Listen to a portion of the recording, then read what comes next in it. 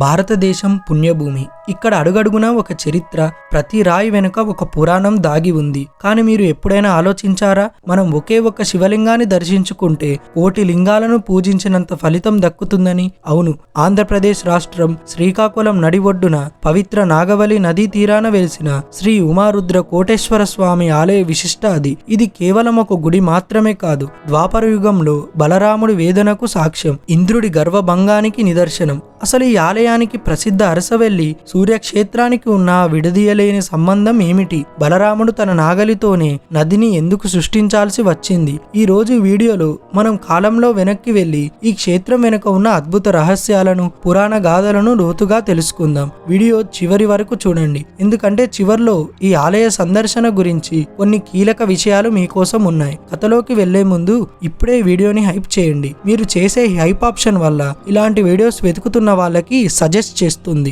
Let's start the video. ఈ కథ మహాభారత యుద్ధం ముగిసిన తర్వాత మొదలవుతుంది. కురుక్షేత్రం ముగిసింది, కానీ ఆ రక్తపాతం, బంధువుల మరణం చూసిన బలరాముడి మనసులో శాంతి లేదు. బంధునాశనం అనే పాపం తనను వెంటాడుతుందని ఆయన కుమిలిపోయారు. అప్పుడు శ్రీకృష్ణుడు తన అన్నయ్యకు ఒక మార్గం చూపిస్తారు. పంచలింగాలను ప్రతిష్ఠించి పవిత్ర స్నానాలు ఆచరిస్తే మనసు తేలిక పడుతుందని చెబుతారు. బలరాముడు తన తీర్థయాత్రలో భాగంగా కళింగ దేశానికి చేరుకుంటారు.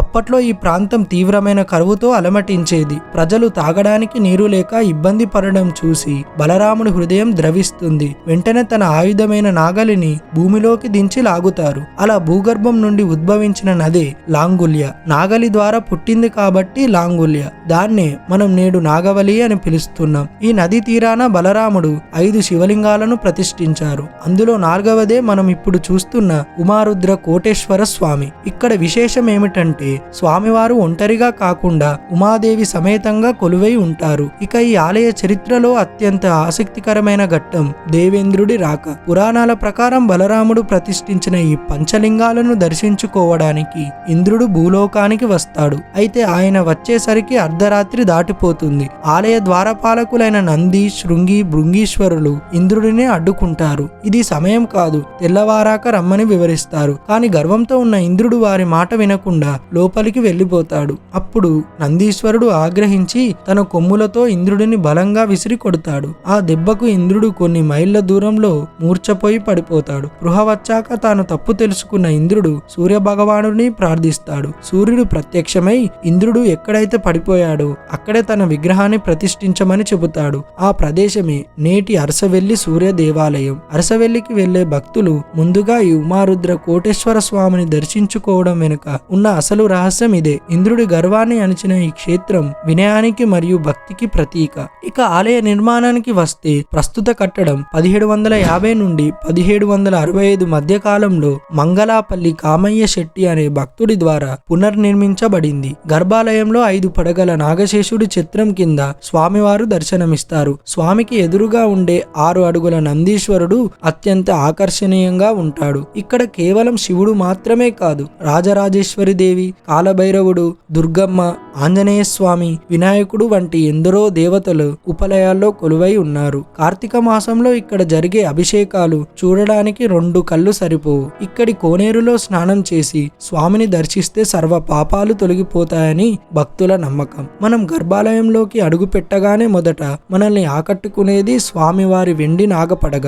5 పడగల ఈ శేషనాగు కింద కొలువై ఉన్న కోటేశ్వర స్వామిని చూస్తుంటే సాక్షాత్తు కైలాసమే ఇక్కడ కొలువైందా అన్నట్లు అంటుంది. ఈ లింగం ఇతర శివలింగాల కంటే భిన్నంగా కొంత వెలుగును పరవర్తనం చేస్తున్నట్లుగా కనిపిస్తుంది. ఇక ఈ ఆలయ నిర్మాణ శైలిని గమనిస్తే ఇది ద్రావిడ మరియు కళింగ వాస్తు శిల్పకళల కలయికగా కనిపిస్తుంది. గర్భాలయ ద్వారానికి ఇరువైపులా ఉన్న శృంగి, భృంగీశ్వరుల విగ్రహాలను చూడండి. వీరు శివుడికి అత్యంత ప్రియమైన గణాలట. సామాన్య భక్తులకు వీరు కేవలం ద్వారపాలకులుగా కనిపించవచ్చు, కానీ యోగ శాస్త్రం ప్రకారం వీరు క్రమశిక్షణకు మరియు పట్టుదలకు నిదర్శనం. నిదర్శనం. అందుకే సంతానం లేని వారు వీరిని దర్శించుకుంటే ఆ గుణం అబ్బి ఫలితం దక్కుతుందని స్థానికులు చెప్తుంటారు. ఈ క్షేత్రంలో మరో అద్భుతం 6 అడుగుల ఎత్తైన నందీశ్వరుడు. సాధారణంగా ఏ శివాలయంలోనైనా నంది కూర్చొని ఉంటుంది, కానీ ఇక్కడ నంది రూపంలో ఒక గంభీరత కనిపిస్తుంది. దీని వెనుక ఉన్న రహస్యం ఇంద్రుడితో జరిగిన యుద్ధమే. ఇంద్రుడి గర్వాన్ని అణిచివేసిన నంది కావడంతో ఈ విగ్రహం చుట్టూ ఒక ప్రత్యేకమైన శక్తి ఆవరించి ఉంటుందని భక్తుల నమ్మకం. చాలా మంది భక్తులు తమ కోరికలు నందీశ్వరుడు చెవిలో చెప్పుకోవడం మనం చూస్తుంటాం. ఇక్కడ అలా చెబితే అది నేరుగా కోటేశ్వర స్వామికి చేరుతుందని, తద్వారా పనులు త్వరగా పూర్తవుతాయని ప్రతీతి. ఈ నంది విగ్రహం ఏకశిల నిర్మితం కావడం విశేషం.